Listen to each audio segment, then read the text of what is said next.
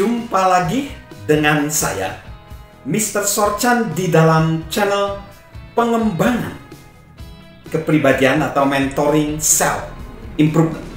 Saat ini kita belajar dalam konteks besar kita, membangun kepemimpinan dalam diri kita, dan kita tiba di poin yang keempat, yaitu ujian pamungkas kepemimpinan adalah membawa perubahan positif. Dan sahabat Mr. Sorchan harus ingat kita bahwa perubahan itu bisa menyulitkan. Perubahan kepemimpinan, perubahan yang membawa ke dalam perubahan positif bisa sangat menyulitkan. Sahabat Mr. Sorchan, setiap pemimpin yang mengalami perubahan pasti mengetahui bahwa proses ini penuh dengan tantangan. Namun, percayalah bahwa orang-orang tidak serta-merta menolak perubahan. Sebenarnya, mereka menolak diubah. Dan ada satu pengalaman yang dilakukan oleh pakar kepemimpinan John C. Maxwell ketika dia melihat ada kartun dengan dua panel yang menggambarkan seorang pemimpin bertanya begini, siapa yang mau perubahan? Semua mengangkat tangan, tangannya teracung. Tapi di panel yang kedua ada pertanyaan begini, siapa yang mau berubah? Tidak ada satupun tangan yang terangkat. Inilah sebenarnya sifat yang sangat manusiawi. Kita menginginkan manfaat dari perubahan positif tanpa mau repot-repot mengupayakan perubahan itu sendiri. Kenapa demikian? Disinilah beberapa alasan, kita akan mengemukakan beberapa alasan mengapa perubahan itu menjadi sulit. Yang pertama, orang merasa canggung dan waspada melakukan hal baru. Orang merasa canggung dan waspada saat melakukan hal baru. Perubahan memang membuat orang menjadi canggung. Tanya saja pada tangan kita. Coba sekarang kita melipat tangan seperti ini dan perhatikan jempol kita. Jempol saya begitu nyaman kalau jempol bagian kirinya di atas.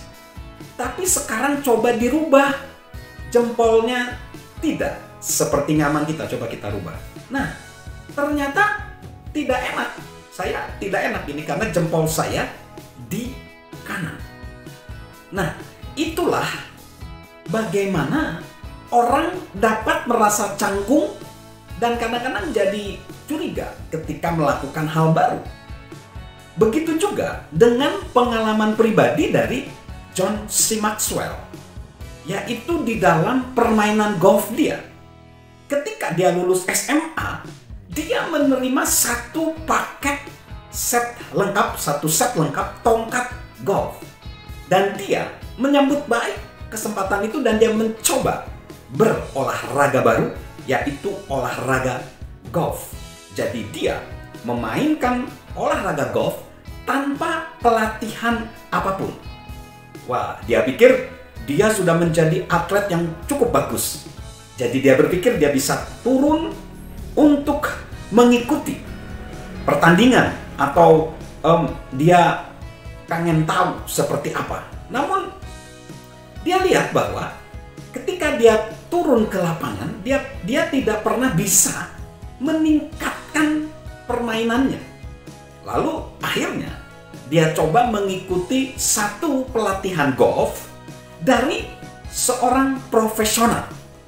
Dia berkata, yang menghalangi perkembangan dari permainan golf John C. Maxwell, kata pelatih tersebut, adalah cara memegang dan mengayunkan tongkat golf.